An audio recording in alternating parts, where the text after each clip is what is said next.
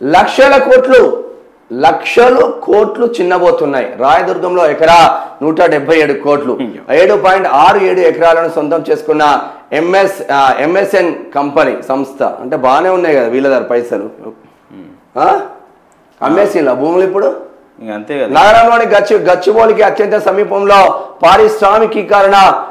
పారిశ్రామికీకరణకు గుండెకాయ లాంటి రాయదుర్గం ప్రభుత్వ భూమిని రికార్డు స్థాయి ధర వచ్చింది. తెలంగాణ ఇండస్ట్రియల్ ఇన్ఫ్రాస్ట్రక్చర్ కార్పొరేషన్ నిర్వహించిన వేలంలో గరిష్ట స్థాయిలో ఎకరానికి 177 కోట్ల ధర పలికింది. ఎటువైపు చూసినా పొడవాటి ఫ్లైఓవర్లు, ఆకాశాన్ని తాకే భవనాలు కనిపించే అత్యంత ఖరీదైన అతి ప్రాధాన్యం కలిగిన ఈ ప్రాంతంలో 18.67 ఎకరాల ప్రభుత్వ భూవేలానికి టీజీఐఐసి ఏర్పాటు చేసింది. ఇందులో సర్వే నెంబర్ 83.1 మళ్ళీ అమ్మి పడేసింది.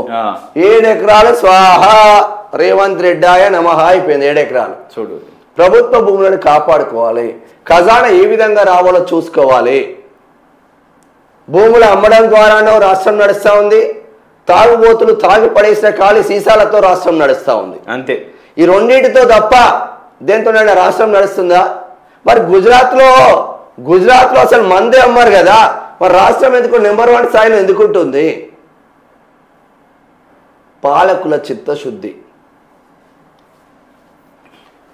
సిజేఐపై సుప్రీంకోర్టులో దాడికి యత్నం, బూటు విసిరబోయిన 71 ఏళ్ల న్యాయవాది. తక్షణమే స్పందించి అడ్డుకున్న భద్రతా సిబ్బంది. ఇలాంటి బెదిరింపులు ప్రభావితం చేయలేవన్న జస్టిస్ గవాయ్. న్యాయవాది చర్యను తీవ్రంగా ఘర్షించిన ప్రధాని మోదీ, ఇతర నేతలు. నిందితుడి లాయర్ లైసెన్స్ రద్దు చేసిన బీసీఐ. దాడికి యత్నించిన న్యాయవాది రాకేష్ కిషోర్ అట. సర్వోన్నత న్యాయస్థానంలో అనూహ్య ఘటన చోటు చేసుకున్నది.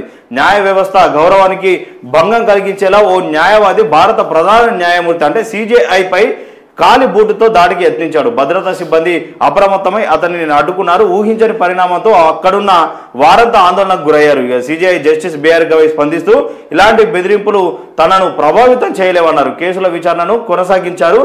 సిజేఐపై దాడి యత్నించిన ప్రధాని మోదీ, పలు రాజకీయ పార్టీల అగ్రనేతలు, న్యాయవాదుల సంఘాలు, నాయకులు తీవ్రంగా ఖండించారు. CJI justice BR Gavai, justice K Vinod చంద్రన్తో కూడిన ధర్మాసనం సోమవారం ఉదయం 11:35 సమయంలో కోర్టు నెంబర్ 1లో వాయిద్యాలపై తీర్పునిచ్చే సమయంలో అట్లా జరిగిందట. ఎవరు? రాకేష్ కిషోర్. సరే, రాకేష్ కిషోర్ కావచ్చు, ఇంకో న్యాయవాదులు కావచ్చు. ఒక్కొక్కసారి న్యాయస్థానాలలో అమాయకులకు కూడా శిక్షలు పడతా ఉంటాయి. అవును, అమాయకులు కూడా చెంచల్గూడ జైల్లో, చెర్లపల్లి జైల్లో అమాయకులు కూడా తప్పు చేయని పాపానికి కూడా శిక్షలు అనుభవించే వాళ్ళు చాలా వరకు ఉన్నారు.